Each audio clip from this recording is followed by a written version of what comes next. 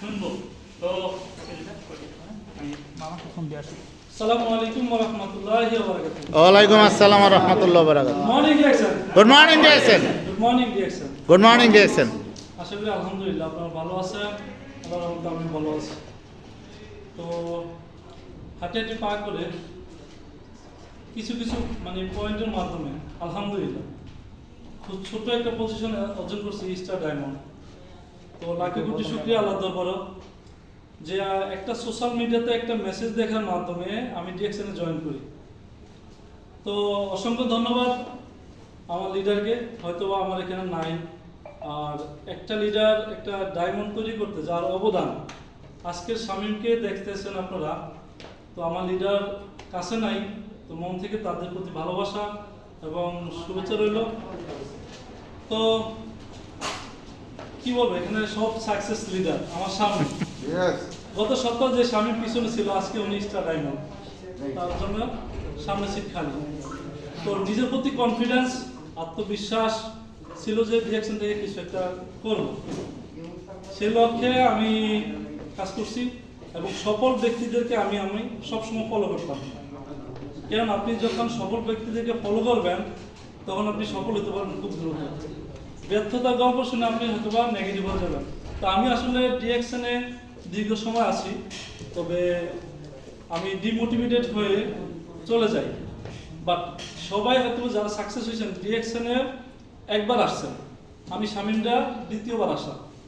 কেননা আমি যখন নেগেটিভ হয়ে দূরে চলে যাই, আমার আপলাইন এবং ডাউনলাইন দুজন ব্যক্তি যাদের অবদান, তারা সবসময় আমার সাথে মানে সিস্টেমে যেহেতু আসছি, তারা আমাকে পুশ করতো। আপলাইন আমাকে টানতো, মেসেজ দিত, আর ডাউনলাইন আমাকে কিছু ফিবি দিত। তো আমি দেখলাম যে কি একটা সিস্টেম, তো আমি আসলে ব্যাক করি এখানে। তো আমি যখন এখানে আসি, এই টাইম ইউজ করে ফার্স্ট টাইম আমি আসি ডিরেকশনে। আমার লিডার আপনারা হয়তো অনেকে জানেন, নাজমুল হাসান স্যার, উনি বর্তমানে বাংলাদেশে আছে। তো ওনার সাথে আমি দেখা করি, সিদ্ধান্ত নেই যে ডিরেকশন থেকে আমি সিরিয়াসলি করব। তো উনি বলছে যে আসলে আপনি কি পারবেন? আমি বলছি যে যেহেতু সেকেন্ড টাইম ব্যাক করি, তো আমি ইনশাল্লাহ এখান থেকে ভালো কিছু করতে পারবো। তো উনি আমাকে টার্গেট দিয়েছিল যে এপ্রিলের ভিতরে স্টার রুবি কমপ্লিট করা। স্টার রুবি কি সহজ, যে ব্যক্তিটা দ্বিতীয় টাইমে ব্যাক করে? তো আমি আমার লাইফে কনফিডেন্স ছিল, সাহস ছিল, বিশ্বাস ছিল, যেটা আত্মবিশ্বাস নিয়ে কাজ শুরু করছে। তো আলহামদুলিল্লাহ এপ্রিলের 30 তারিখে আমি কমপ্লিট করি। মাশাআল্লাহ।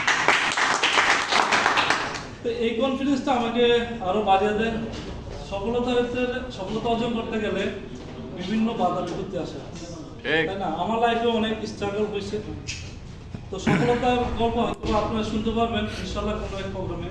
আর সবচেয়ে বড় কথা হলো, আমি লাইফে এই প্রথম আপনাদের সামনে কথা বলতেছি। কোনো জুম মিটিং হয়তো বা আমি আসতে পারি না, তেমন কথা বলতে পারি না, কারণ আমি 14 ঘন্টা কাজ করি মালয়েশিয়াতে। Is a difficult time for me. তো আমি যখন 12 মে সাইবার বেজে আমি যখন যাই, একটা প্রোগ্রাম দেখে আমাদের বাংলাদেশ কমিউনিটির মাধ্যমে, ওই প্রোগ্রামে যখন আমার আপলাইন আমাদের গ্রেট লিডার আলামিন স্যার যখন স্পিচ দিছিল, আমি তার পিছন থেকে আমি দেখছিলাম যে আসলে একটা ব্যক্তি যদি পারে, আমি পারবো না কেন?